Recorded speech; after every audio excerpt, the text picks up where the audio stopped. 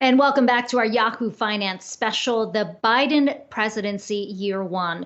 Growing price pressures have continued to plague the president with his approval rating now at just 40%, despite a strong labor market. I asked Arizona Senator Mark Kelly about the president's inflation challenge and what he thinks the president needs to do to bring down those costs.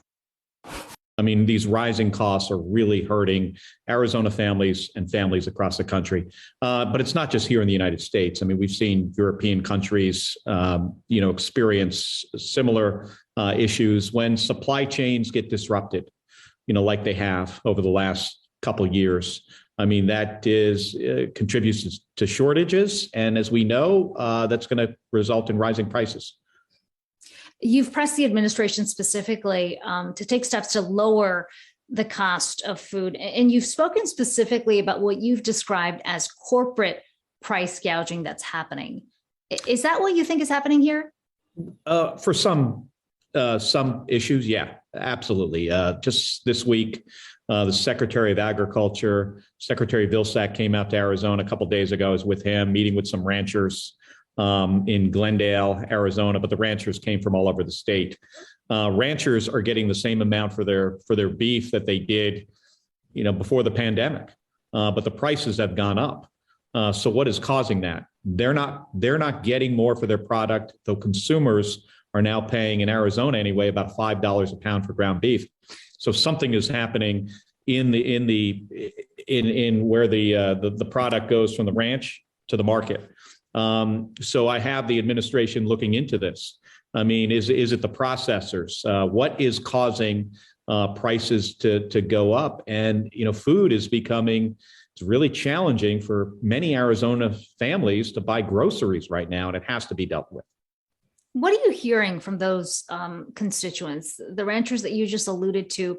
How much have they seen costs go up, and what's the reality for their businesses? Yeah, I mean, the price of corn and alfalfa, the price of diesel fuel. So their expenses have gone up, but their revenue is flat. They should be, benefiting, from some of the price increases. I mean, we don't want the prices to go up. We want Arizona families and families across the country to be able to afford groceries. This has been really challenging. But there's something specific to this, and I think this is going on in other industries where you have big corporations that are taking certain steps to increase their profits on the backs of the American people. So let's talk about the steps that you have proposed to try and bring things down. You talked about bringing down the cost of food, but also addressing the snags that we're seeing in the supply chain, specifically in the labor shortage in the trucking industry. You've called for the need to expand the pool of prospective drivers, but how do you actually do that? This is something that we saw even before the pandemic. And some would argue there's a bit of a generational shift that's happening. Not enough people wanting to get into this industry anymore. Yeah, it's true. These are good paying jobs, but they also require that you leave your family for, in some cases, good periods of time. It's challenging work. And right now, I mean, we've got a shortage of employees across the country. The workforce, we had over, I think about 1.5 million additional Americans retire than expected during the pandemic.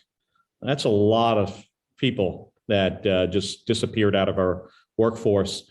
There are certainly some things you can do.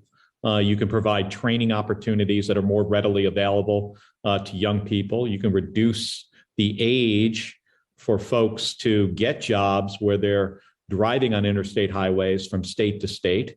Right now, that age is 21. We are looking into reducing that to 18. You got to make sure you have the right people. You got to make sure you train them well, and they're going to, do the job in a responsible way. But there are steps we can take to alleviate that supply chain issue. And you can catch my full conversation with Senator Mark Kelly on our website, yahoofinance.com.